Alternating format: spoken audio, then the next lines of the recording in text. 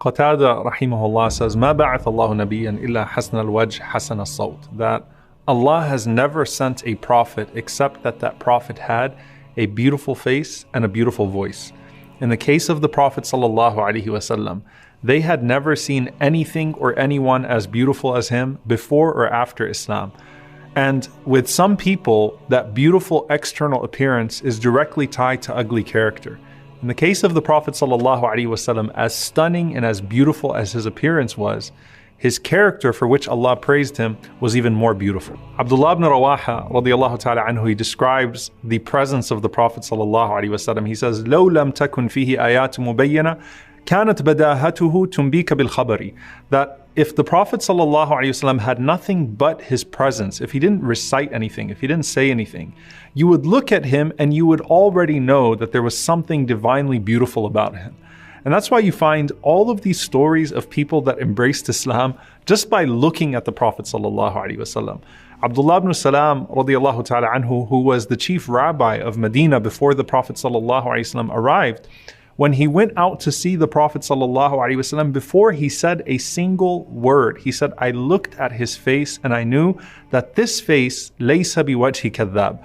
This is not the face of a liar. The Prophet ﷺ is described in the Shama'il, in the books of description, from head to toe, alayhi salatu wassalam. And one of the ways that he's frequently described is as being more beautiful than the moon. كان رسول الله صلى الله عليه وسلم فخما مفخما يتلألأ وجهه تلألؤ القمر ليلة البدر. The Prophet ﷺ had an awe-inspiring appearance. His face was more radiant, more beautiful than the full moon on the darkest night. And when you think of the desert and how amazing and awesome and awe-inspiring the full moon looks in the desert, and you think about this narration of Anas ibn Malik radiallahu anhu, where he says that there was one night that I actually wanted to compare. I looked at the full moon, and then I looked at the face of the Prophet sallallahu alaihi wasallam, and I asked myself which one is more radiant. And I came to the realization that the Prophet sallallahu alaihi wasallam's face was more radiant, was more beautiful than the full moon in the desert. And the full moon is not just beautiful, it's so captivating you can't look at anything else. As for everything else about him sallallahu alaihi wasallam, it was perfectly balanced. Remember, Allah Azza wa Jal describes Jibreel alayhi salam as coming to Maryam alayhi salam in the form of a perfectly symmetrical man, basharan sawiya. With the Prophet sallallahu alaihi wasallam, everything was perfectly set. He wasn't too tall, nor was he too short. His skin was not too light, nor was it too dark. He was azhar al-lawn. He had a bright skin color, but at the same time, the Prophet ﷺ was not pasty white. His face was not too round, nor was it too narrow, but it was closer to being round, sallallahu alaihi wasallam. Now, if you're looking at the Prophet sallallahu alaihi wasallam, and I want you to imagine standing in front of him, alayhi salatu wasalam, the first thing you're going to do is you're going to connect with his eyes, sallallahu alaihi wasallam. And Ma'bad radiallahu anha says that the Prophet ﷺ's eyes had a perfect contrast. The black was exceedingly black in his eyes, and the white was exceedingly white. His eyelashes, alayhi salatu wasalam, were so long that it looked like they naturally had kuhul, they naturally had an eyeliner on them. And they were always moist from his tears, sallallahu alaihi wasallam. He had these large curved eyebrows, and they were full, and they almost connected, but there was a beautiful space right between them where the light would shine. Azim al-hama. The Prophet ﷺ is described as having a prominent forehead. And in his forehead, there was a vein that would only show when he became upset, sallallahu alaihi wasallam. As for his nose, alayhi salatu wasalam, was not flat, nor was it too pointy. But the Prophet ﷺ had a finely sloped nose. And they described it as having a unique glimmer to it. So it shined in a way that when you were away from him, sallallahu alaihi wasallam, you might have assumed that it was larger than it actually was. But when you came close to him, you realized that it was just the shine of his nose that made it so prominent.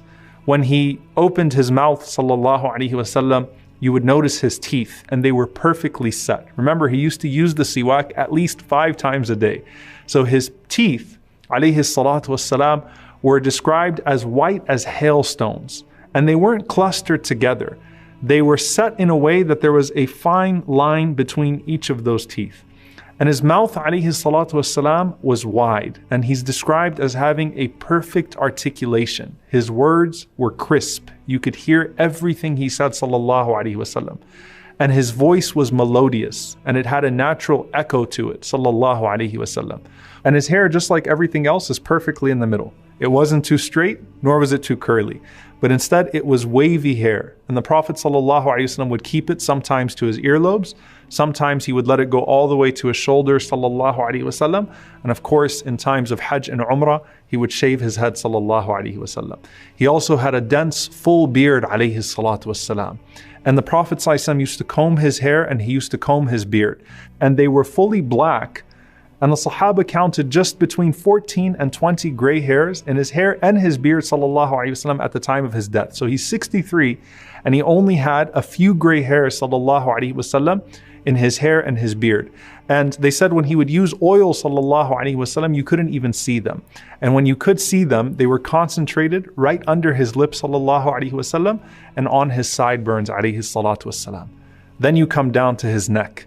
And the Prophet ﷺ had an elegant long neck. They said it was like the neck of a gazelle, sallallahu alaihi wasallam. And then you looked at his shoulders. He had broad shoulders, sallallahu alaihi wasallam. He was strong arms, alaihi salatu wasalam. He had a strong chest.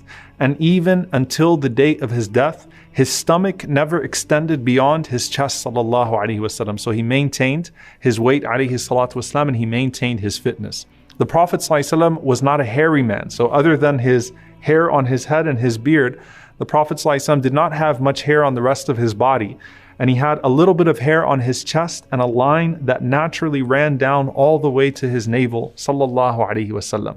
Then you come to his limbs. And the Prophet ﷺ is described as having well-defined big limbs. So he had big bones, big hands, big feet. He had large calves, sallallahu alaihi wasallam.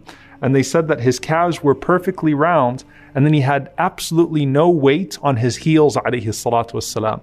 And his lower body was so strong, sallallahu alaihi wasallam, that he used to be able to jump on a horse and a camel and mount it with absolutely no saddle because of the strength of his lower body. And that's why you'll find, subhanAllah, that Al-Hasan radiallahu ta'ala anhu is described as resembling the Prophet ﷺ in his upper body, meaning his beauty.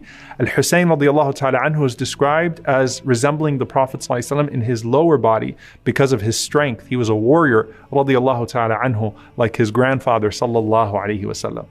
Despite that, Anas ibn Malik radiallahu ta'ala anhu says that his hands and his feet were smoother than silk, and water would slither right off of the hands and the feet of the Prophet sallallahu alaihi wasallam. And he had a beautiful scent, alayhi salatu wassalam. He would sweat perfume, sallallahu alaihi wasallam. When you smelled his sweat, it smelled good. And if you shook the hand of the Prophet sallallahu alaihi wasallam, you would maintain the scent of his hand on your hand for days after meeting him, sallallahu alaihi wasallam. He had the best of breath, sallallahu alaihi wasallam. And when you saw him from afar, his appearance would strike you.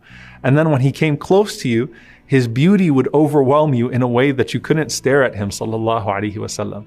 Al-Bara radiallahu ta'ala anhu said, Wallahi, I went out one night and I saw the Prophet sallallahu alaihi wasallam in this red garment. And it was a red hulla from Yemen, his favorite garment to wear on occasions. And he said, I have never seen a sight more beautiful than the Prophet sallallahu alaihi wasallam on that night. Abu Hurairah radiallahu ta'ala anhu said, when I saw the Prophet sallallahu alaihi wasallam, he was so perfectly set, it was as if he was molded in silver, sallallahu alaihi wasallam. And the most famous thing about the Prophet sallallahu alaihi wasallam was his smile. He always was smiling, sallallahu alaihi wasallam. SubhanAllah, in sadness and happiness, he always had a smile on his face, sallallahu alaihi wasallam. And Ka'b ibn Malik radiallahu ta'ala anhu said that إِذَا surra, when he was happy, then his face would become even more radiant, sallallahu alaihi wasallam. And I want you to just capture this for a moment. How is it that the Prophet sallallahu alaihi wasallam smiled so much, yet he's also described as mutawasil al-ahzan, as always being in a state of grief, as da'im al-fikra, as always being in a place of deep thought. Laysa lahu raha, he never had a break, sallallahu alaihi wasallam. He always was carrying so much. And this goes to the khuluq, the character that Allah talks about in the Quran, that some people, you would think that they're aghniya, you would think that they have absolutely nothing going on because of the way that they carry themselves. But smiling is a sadaqah, it's a charity. And with the Prophet ﷺ, there was no man that smiled at his ummah more than the Prophet ﷺ. But at the same time, there was no man that wept for his ummah than the Prophet ﷺ.